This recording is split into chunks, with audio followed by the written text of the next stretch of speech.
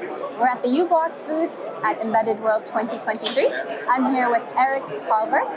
Erik, what kind of challenges are customers facing when designing for asset tracking? Well, for asset tracking, you need many pieces of technology. You need sensor, you need a positioning, you need communication, you need a cloud part. So all of that is complicated to put together. Does uBlox have a way to bridge the gap? Yeah, we do, actually. We have this Explore IoT One platform, an application platform, which we're demonstrating here today.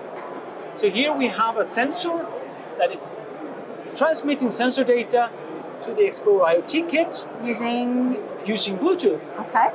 Magic.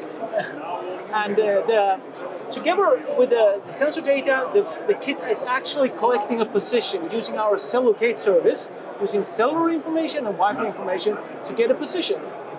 And that position, together with the cloud data, is transferred to this dashboard here. And we can actually see that we have the sensor here in Nuremberg.